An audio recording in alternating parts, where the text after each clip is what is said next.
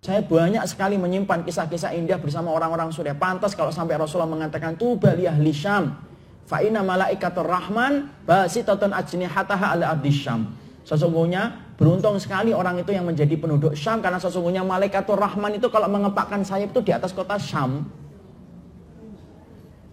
Hari ini yang porak-poranda itu ibu dipilih oleh Allah untuk menurunkan Nabi Isa. Allah itu ketika menurunkan Nabi Isa tidak di Tebet, tidak, apalagi Bekasi, tidak juga. Allah pilihkan untuk menurunkan Nabi Isa itu di mana? Di Suriah yang hari ini porak-poranda. Alfamart, Indomaret tidak ada di sana.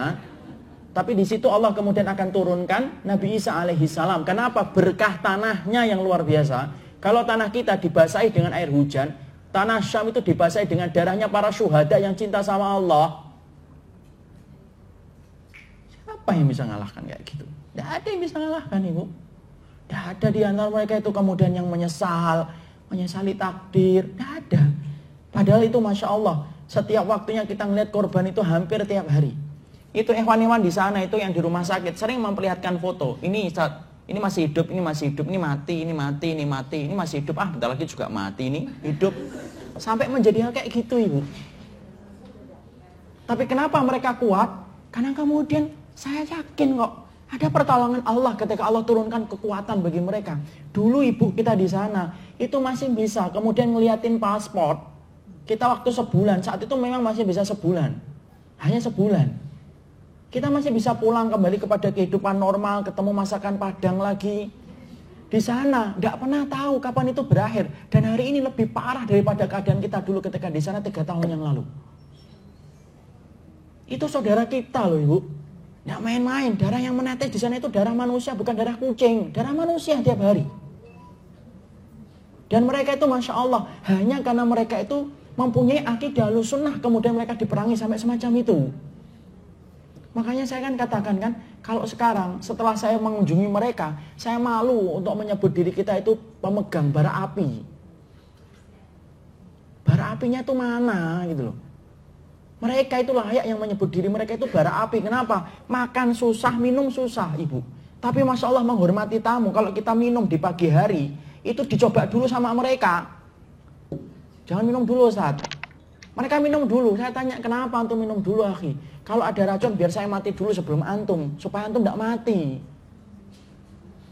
Sampai saya itu pernah itu sampai ketika mau pulang dipeluk supaya minta itu kalau kami tidak ngerti antum punya keluarga di sana masih punya ibu dan bapak, kami akan kemudian tahan antum supaya antum tidak pulang.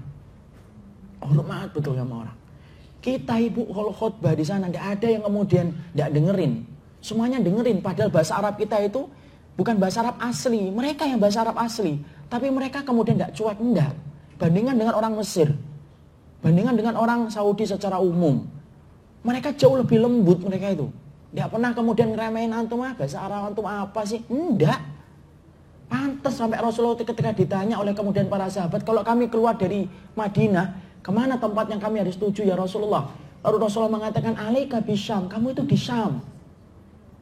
Fa innallaha takaffala li bisyami wa ahlihi. Allah itu menjaminkan untukku tentang Syam dan kemudian tentang orang-orangnya di Syam itu.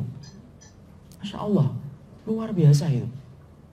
Dan Allah memberikan kekuatan itu. Apa yang menjadikan kekuatan itu? Kekuatan itu adalah salah satunya malaikat yang menguatkan mereka, saya yakin walaupun saya tidak melihat. Siapa sih yang mampu menjadikan kita kokoh melewati setiap ujian?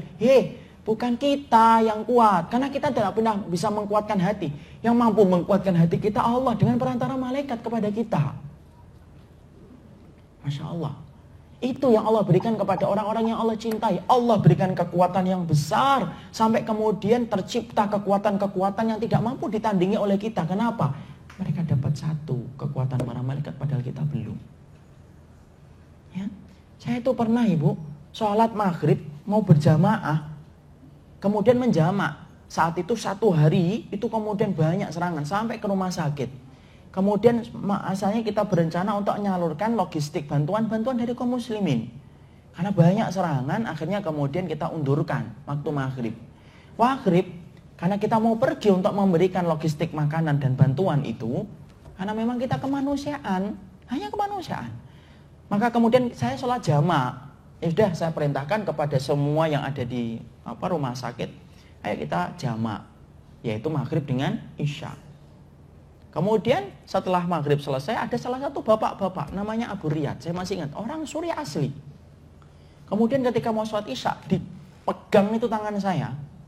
Mau sholat apa Ustaz? Mau sholat isya, nggak boleh dijamak. Loh kenapa? Loh kita mau safar untuk kemudian nggak boleh. Kalau tadi siang dijamak boleh karena banyak perang, sekarang sudah nggak ada. Karena dia bermadhab bahwasanya boleh jamak itu ketika perang lagi seru, perang lagi sengit. Saya kemudian ditahan, saya bilang, Pak saya punya dalil insya Allah ya Pak, saya akan sholat. Nggak boleh Ustadz. Kemudian kemudian ada salah satu di antara teman kami yang berkata begini, Ustadz sampaikan ke beliau, nanti dijelaskannya habis sholat isya. Saya menyampaikan, bentar ya Pak, saya sholat isya dulu nanti saya jelaskan. Dilepas itu, saya sholat isya, saya jamak. Dia nunggu di samping saya. Coba ibu, saya kemudian salam, langsung tanya, mana dalil antum? Saya sampaikan dalil-dalil ketika Rasulullah, ketika haji, ketika Rasulullah wukuf, ketika bermalam di Musdalifah, beliau menjamak dan yang lainnya. Didengarkan gitu sama beliau. Setelah itu beliau pergi. Saya bingung, beliau ini setuju atau enggak ya. Ternyata dia ke belakang, kemudian ngambil teh, kemudian dikasihkan teh itu kepada saya. Minum Ustaz. Duh, Bapak itu setuju atau enggak setuju? Saya bilang gitu. Loh, kok antum tanya saya setuju atau tidak setuju? Kalau antum sudah mengatakan qala Rasul, tidak ada sikap bagi saya kecuali setuju. Antum salah nanya sama saya kayak gitu. Saya diam akhirnya. Ini minum teh. Kalau saya punya hadiah yang lebih baik daripada ini, saya akan kasihkan. Bahkan beliau ngomong, kalau saya masih punya putri yang belum nikah, saya nikahkan dengan ini. Nah, itu jujur loh ya dari beliau saja. Tapi saya ulang, Pak beda Pak, saya Suriah, saya Indonesia, Bapak Suriah. Masya Allah, yang ingin saya ambilkan, Masya Allah, cepat tunduknya mereka. Padahal itu merubah dan mengkoreksi pemahaman dia selama ini. Padahal yang sering ngaji di Tebet hari Rebo, didampaikan hadis, belum tentu langsung nerima. Coba, ya kan? Kajiannya di mana Bu? Di Tebet. Hari apa? Rabu. Jam berapa? 10, jam 12. Oh, qala Rasulullah, bentar dulu kalau yang itu. Ini Bu, sebentar saya cuma mengatakan qala Rasulullah, kemudian selesai minggir ngambil teh dikasihkan ke saya. Masya Allah, itulah luar biasanya. Walaupun juga tidak menutup ada yang buruk juga ada. Setiap daerah itu ada yang baik dan ada yang buruk. Tapi rata-rata semacam itu. Ini Masya Allah yang kedua apa? Orang yang dicintai oleh Allah itu dijaga oleh para malaikat. Ya. Jadi kemudian sangat luar biasa bagaimana kemudian ketika seseorang itu dicintai.